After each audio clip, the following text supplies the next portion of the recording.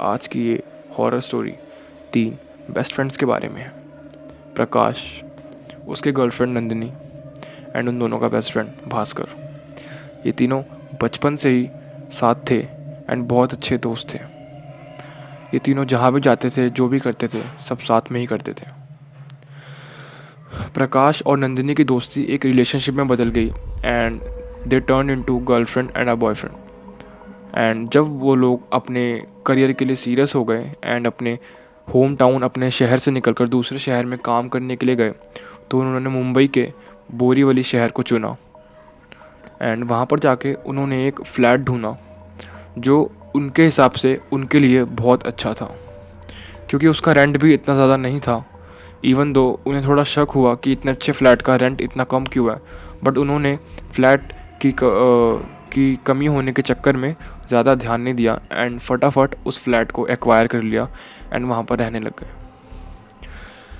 पर जैसे ही उन्होंने वहाँ पर रहना चालू करा, पहले दिन से ही कुछ ऐसी घटना घटने लगी कि उन तीनों के होश उड़ गए थे।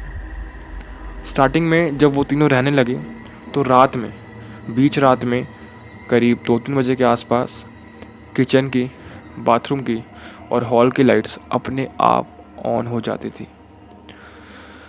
उन्होंने काफ़ी टाइम तक इसके बारे में सोचा, पूछा आसपास लोगों से, पर उन्हें कुछ पता नहीं लगा।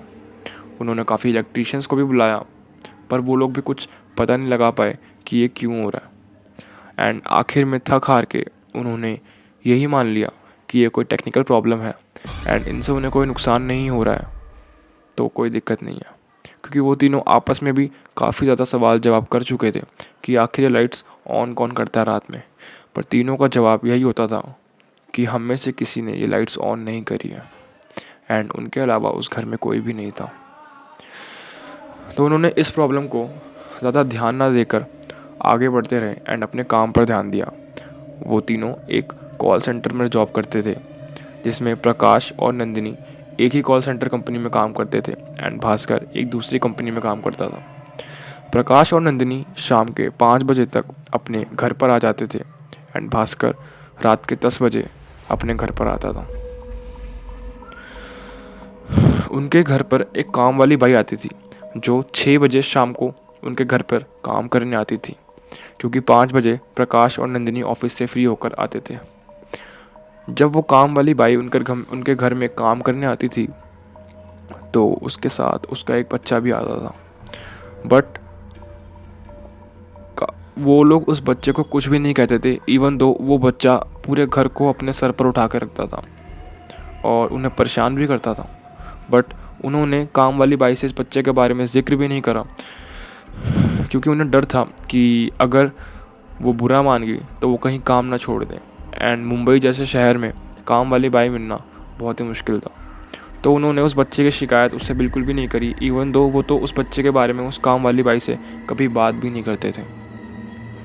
एंड फिर एक दिन प्रकाश और नंदिनी को पार्टी में जाना था, तो वो लोग थोड़ा जल्दी करीबन 4 बजे शाम को अपने घर पर आ गए ताकि वो तैयार होकर पार्टी में जा सकें। जब वो घर पर आए तो उन्होंने गेट खोला एंड देखा कि भास्कर के कमरे में उसी काम वाली बाई का बच्चा खेल रहा था। वो दोनों ही बहुत हैरान हो गए कि काम वाली बाई का बच्चा यहाँ क्या कर रहा है। तो उन्हें लगा कि लगता है आज काम वाली बाई जल्दी काम पर आ गई थी, बट पूरा घर ढूंढने के बाद भी उन्हें काम वाली बाई वहाँ पर नहीं मिली।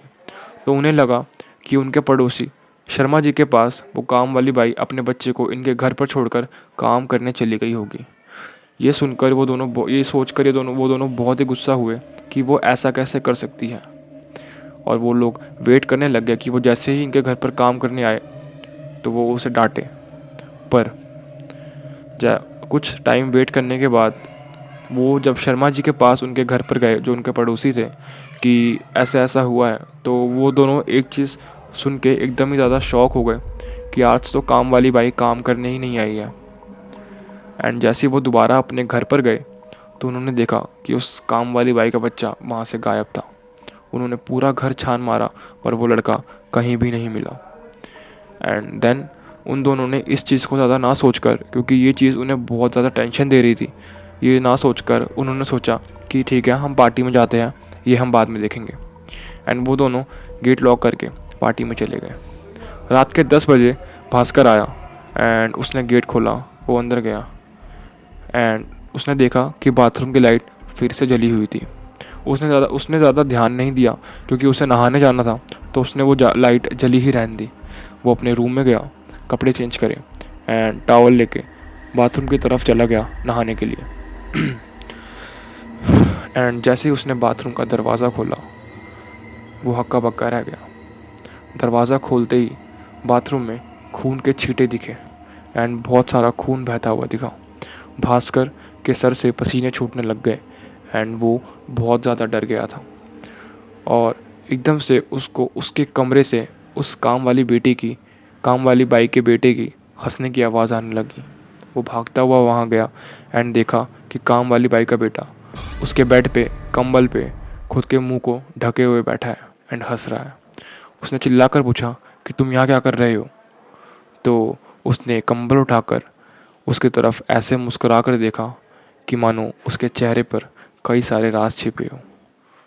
एंड तभी वो काफ़ी ज़्यादा डर गया। भास्कर डर के भाग के सीधा घर से बाहर निकल गया एंड प्रशांत और नंदिनी को कॉल कर ऐसा ऐसा हुआ है ये सब बताया।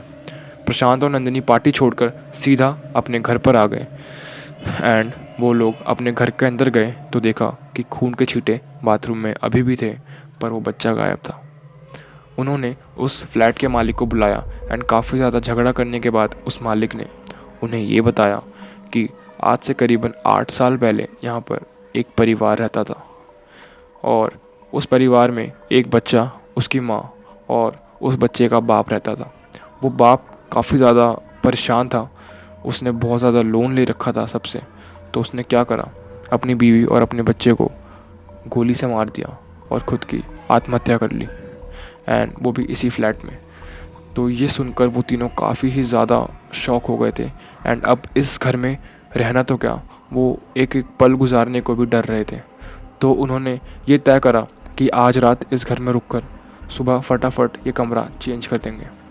सुबह हुई, काम वाली बाई काम करने आई 6 बजे और वो तीनों उसके ऊपर टूट पड़े कि तुमने तुम्हारे बच्चे को यहाँ क्यों छोड़ा था। पर उनके काफ़ी ज़्यादा चिल्लाने के बाद भी काम वाली बाई के पास कोई जवाब नहीं था। उसने कहा कि साहब, मेरा तो कोई बेटा ही नहीं है। That's all for today's video. अगर आपको ये कहानी अच्छी लगी हो तो लाइक कर देना एंड शेयर ज़रूर कर देना। कमेंट करके बताना आपको और कौन सी स्टोरी सुननी है। एंड इफ़ आपके पास आपकी कोई पर्सनल हॉरर स्टोरी है तो आप मुझे कमेंट करके बता सकते हो।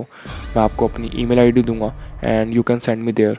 एंड नेक्स्ट वीडियो में आपकी स्टोरी आपके नाम के साथ फीचर हो सकती है। Thank you so much for watching. मिलते हैं किसी नेक्स्ट वीडियो में। बाय।